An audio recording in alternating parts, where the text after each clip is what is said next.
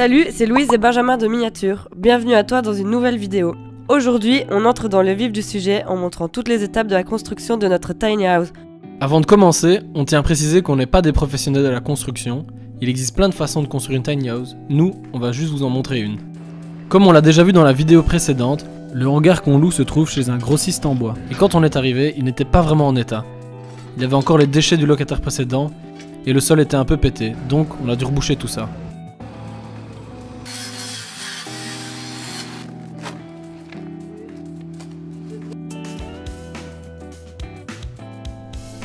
Bon, finalement on s'est rendu compte que l'emplacement qu'on avait prévu était un peu trop petit pour la remorque.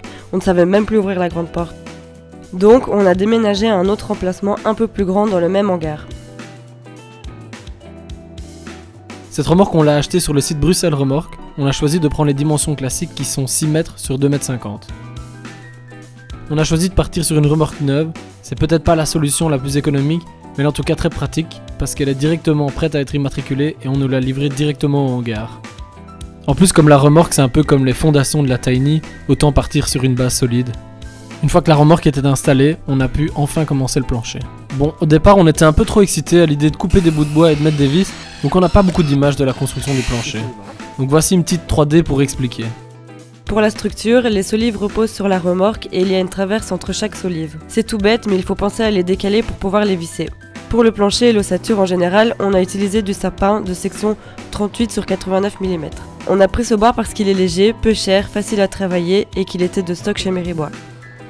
Puisque nos SLS ne mesurent que 3,60 m et que la tiny house fait 6 mètres, on a décidé de faire notre plancher en 3 parties. Une fois l'ossature du plancher terminée, on a vérifié que les deux grandes diagonales du plancher mesuraient exactement la même chose pour s'assurer que tout soit d'équerre.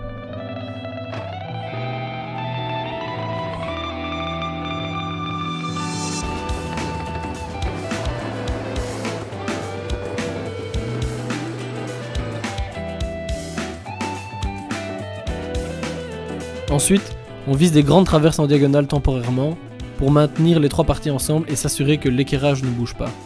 Et hop, on le retourne. Donc maintenant c'est la partie qui se trouve en dessous de la tiny house qui est vers le haut. On commence la pose du pare-pluie. Là, rien de très compliqué, on déroule le pare-pluie en laissant une marge de chaque côté de la remorque. Ensuite, on le fixe avec des agrafes sur l'ossature. Sans oublier de recouvrir chaque agrafe par un petit bout de scotch prévu à cet effet. Une fois le pare-pluie entièrement posé, on le protège des projections qu'il pourrait recevoir sur la route par exemple, avec des plaques perforées en aluminium. Celles-ci viennent de chez Motard à Liège et pour un poids total de plus ou moins 30 kg.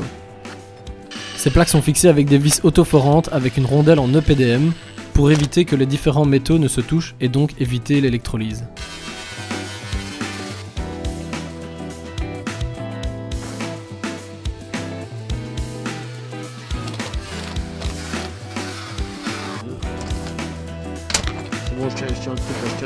Une fois cette étape finie, on peut retourner le plancher et le remettre dans le bon sens.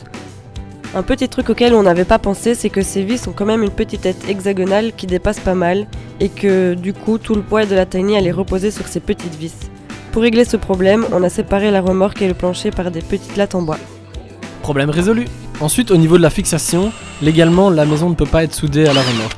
C'est pourquoi on utilise 10 vis en U qu'on boulonne par le dessous de la tiny pour fixer le plancher. Ce n'est pas le plus évident, mais ça nous permettra de déboulonner le jour où on veut désolidariser la tiny de la remorque.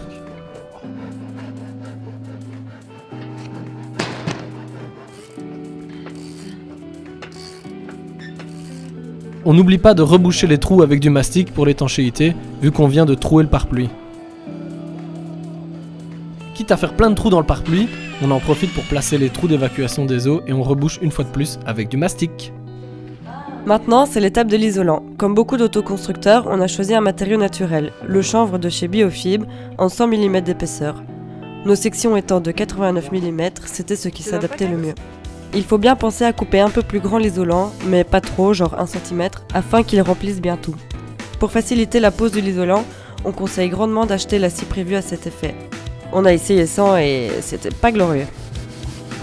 Une fois que tout est bien rempli d'isolant, nous on a décidé de refermer avec un contreplaqué bouleau 18 mm qui sera aussi notre plancher définitif.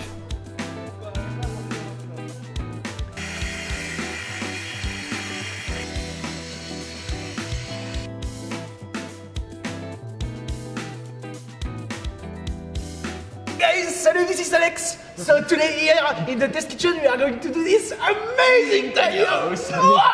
I love it, I love it. Et pour l'étanchéité entre les plaques, on a fait des joints en silicone noir pour le style, mais on a fait ça un peu comme des cochons, donc on refera ça au moment des finitions. C'est dégueulasse. Et voilà, c'est déjà la fin de cet épisode. Non. Mais on revient vite pour la prochaine étape, la construction des murs. Chouette. Alors si cette vidéo t'a plu, pense à t'abonner et à laisser ton like. Et si tu veux en voir davantage, on est aussi sur Facebook et Instagram. Bisous bisous.